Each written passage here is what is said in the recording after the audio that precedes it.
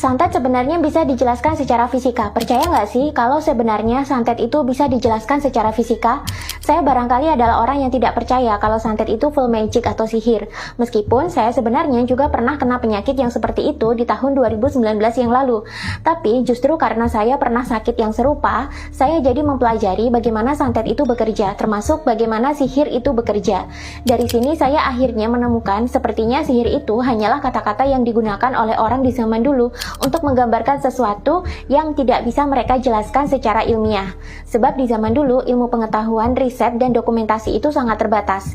Tidak seperti sekarang yang buku, riset, jurnal, dan dokumentasi itu berlimpah.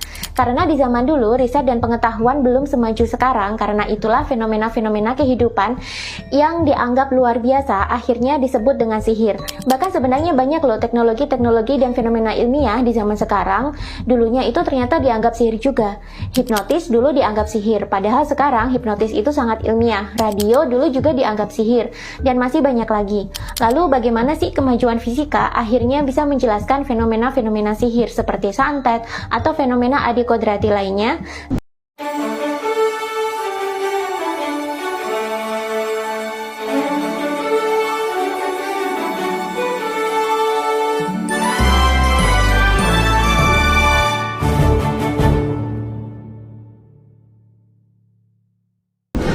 Bagaimana seseorang bisa terkena santet?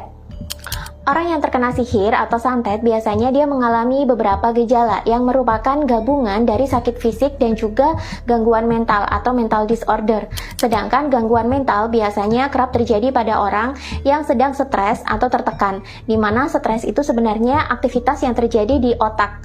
Makanya nggak heran waktu kemarin saya bikin konten tentang gejala-gejala sihir atau santet, ada beberapa orang yang bilang, kok gejalanya itu mirip seperti orang yang depresi atau stres ya?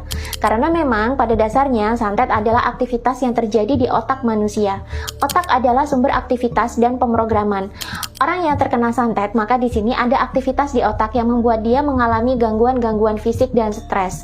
Bahkan kalau parah, korban santet juga bisa loh sampai mengalami gangguan kejiwaan atau bahkan meninggal dunia. Namun ciri khasnya gangguan santet atau sihir ini biasanya sengaja dibikin oleh orang lain. Orang yang terkena santet biasanya dia mengalami sakit fisik, namun saat diperiksakan ke dokter atau ke rumah sakit, pihak medis tidak bisa mengidentifikasi dengan jelas penyakitnya apa. Orang yang terkena santet juga biasanya cenderung kepikiran sosok seseorang, entah kepikiran karena marah, benci, iri, atau bahkan bisa juga terobsesi atau nafsu kepada seseorang. Obsesi atau nafsu ini banyak terjadi pada korban sihir yang jenisnya pelet. Korban memang sengaja dimanipulasi otaknya agar menjadi melekat, terobsesi, dan jadi nafsu terus sama pelaku, sehingga tanpa sadar korban bisa melakukan tindakan-tindakan impulsif untuk mendekatkan diri kepada pelaku. Santet juga sama, korban dibikin kepikiran, tapi tanpa sadar bisa melakukan tindakan-tindakan impulsif yang sifatnya menguntungkan si pelaku. Lalu kenapa sih korban santet itu bisa sakit padahal dia tidak memiliki penyakit apa-apa? Sebenarnya sakit yang dialami korban itu adalah psikosomatis. Psikosomatis adalah sakit fisik yang terjadi pada manusia yang sebenarnya sakitnya diada-adain sendiri oleh otak. Sebenarnya korban tidak sakit apa-apa, tapi karena otak korban sudah dimanipulasi oleh pelaku, maka korban akan selalu merasa dirinya mengalami sakit.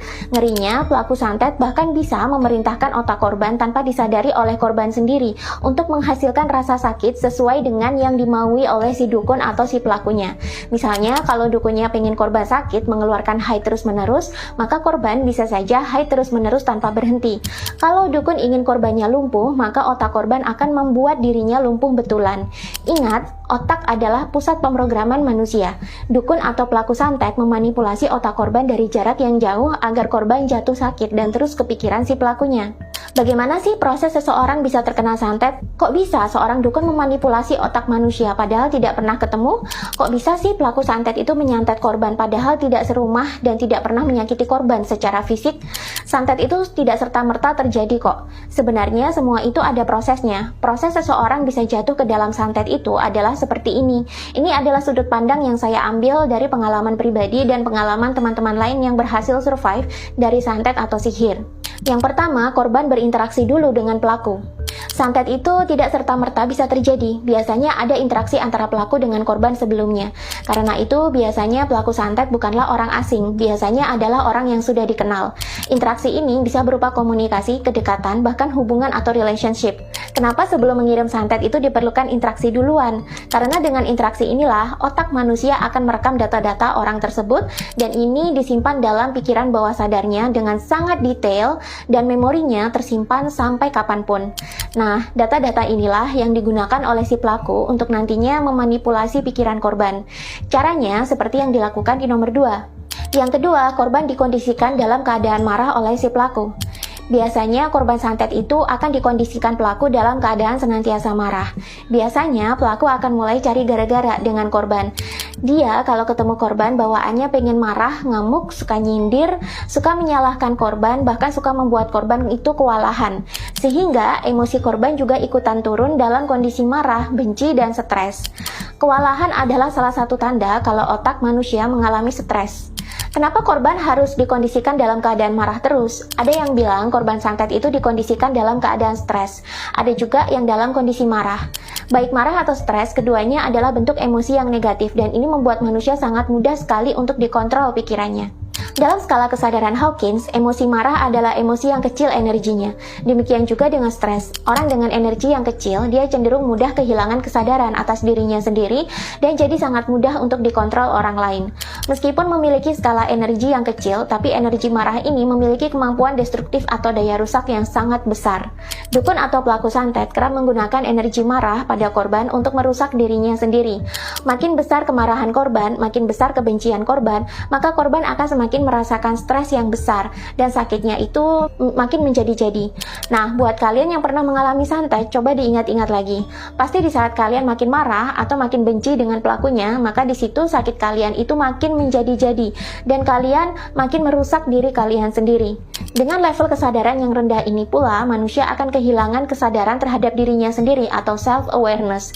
Sehingga pelaku santet atau dukunnya bebas mengontrol diri korban melalui pikiran tanpa ada kesadaran diri yang menghalangi.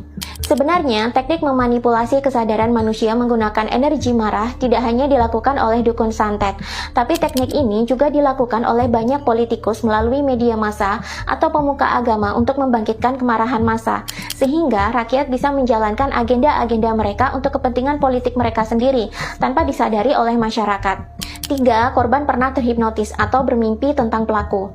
Untuk menghipnotis seseorang, belum tentu loh diperlukan sertifikasi tertentu. Kejadian hipnotis itu banyak terjadi di sekitar kita. Bisa dengan pengulangan kata-kata yang sama, bisa dengan memposisikan korban agar terpesona sehingga mudah diperdaya pikirannya, dan masih banyak lagi. Biasanya, pelaku santet di awal-awal akan membuat korban menyukainya atau berusaha mempesona korban, sehingga pikirannya menjadi lebih bisa menerima dan lebih bisa disugesti oleh si pelaku. Ini sudah masuk ke dalam ranah hipnotis, walaupun mungkin bertahap atau perlahan-lahan. Namun ada juga dukun atau pelaku yang sampai bisa masuk ke dalam mimpi korban dan memanipulasi pikiran korban di sana. Mimpi adalah ranah dari pikiran bawah sadar atau subconscious mind. Sedangkan pikiran bawah sadar itu adalah pusat dari pemrograman manusia. Kalau pelaku santet atau dukun santetnya itu bisa sampai masuk ke mimpi korban, bentuk sugestinya menjadi sangat kuat. Bahkan bisa lebih kuat daripada interaksi yang dilakukan saat korban sedang bangun dan beraktivitas. Sebab kalau korban sedang beraktivitas sehari-hari, pikiran korban senantiasa berada di gelombang beta, dan ini lebih sulit untuk disugesti. Salah satu bentuk kontrol pikiran adalah dengan menanamkan program baru langsung di pikiran bawah sadar, dan ini bisa terjadi salah satunya lewat mimpi. 4. Korban menjadi sakit, stres, dan impulsif. Setelah korban diprogram ulang pikirannya dan setelah korban kehilangan kesadaran diri atau self-awareness, disinilah santetnya mulai berkuasa. Korban menjadi sakit, stres, dan impulsif. Kalau dukunnya memerintahkan korban untuk lumpuh, korban biasanya akan lumpuh betulan. Kalau dukunnya memerintahkan korban untuk menyerahkan diri ke pelaku, maka korban akan melakukannya betulan. Banyak keputusan-keputusan yang dilakukan korban itu tidak berdasarkan pada pemikiran rasional dan cenderung impulsif.